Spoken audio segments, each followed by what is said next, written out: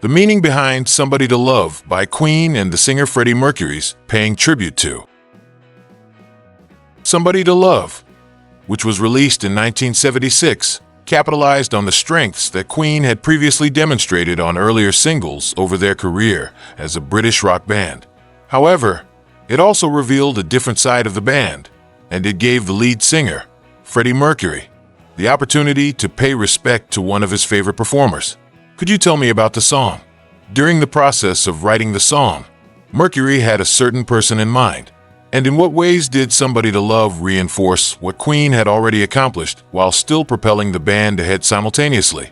To get a better understanding of all of this, we need to go back to the time when the band was confronted with the challenging challenge of following up their album and song that became a breakthrough. The Shadow of Rhapsody. Although it is true that Bohemian Rhapsody and A Night at the Opera, the album that contained the song, were responsible for putting Queen on the map in 1975, this statement is not entirely correct.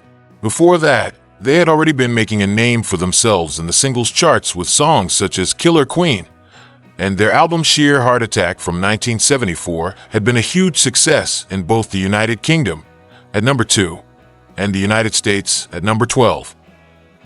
On the other hand, the track, which was quite ambitious, did in fact propel the band to a higher level in the rock hierarchy.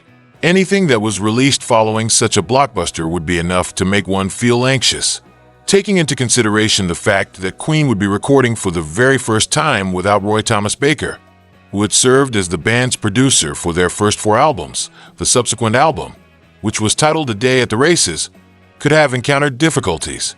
It was fortunate that the 4 members of the band had clear ideas about what they intended their subsequent record to be.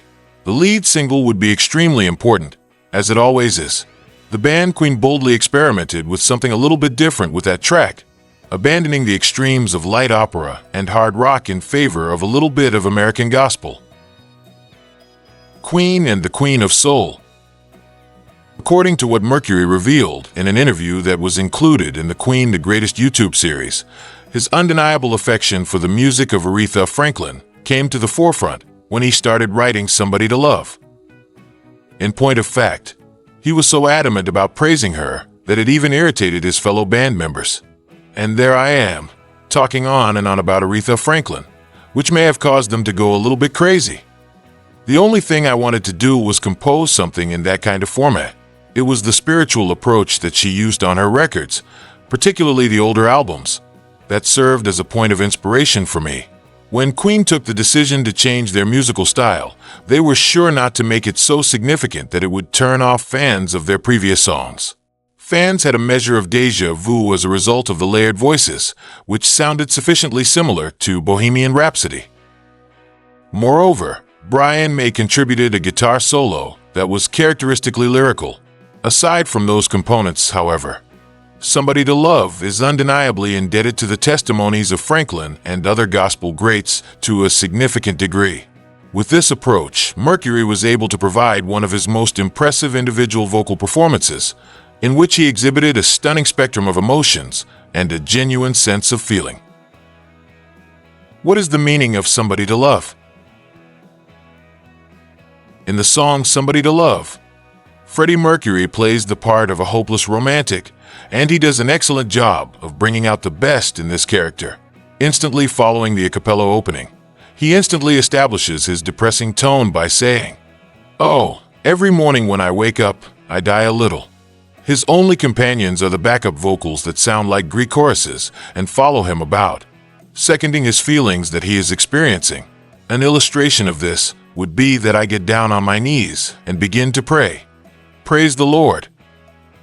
I have spent all of my years believing in you, Lord, but I just can't get any relief from you.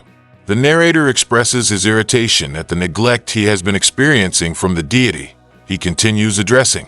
The narrator's associates express concern about his mental health by saying things like, "They say I got a lot of water on my brain." This is an example of the quirky comedy that is interspersed throughout the story to prevent the situation from becoming overly dramatic. But this wouldn't be a Queen song if there wasn't some kind of victory over opposing forces, and that triumph comes in the final lines, when the narrator finds optimism in spite of all the evidence that points to the opposite. I ain't gonna face no defeat / I just gotta get out of this prison cell / someday I'm going to be free, Lord. After that, the refrain is repeated by the backup vocalists, and Mercury soars all around them with his improvised performance. This brings us to the coda. There is a possibility that the narrator of Somebody to Love is not very convincing. Yet, the song itself demonstrated that Queen was capable of tackling genres that very few other rock bands could even attempt.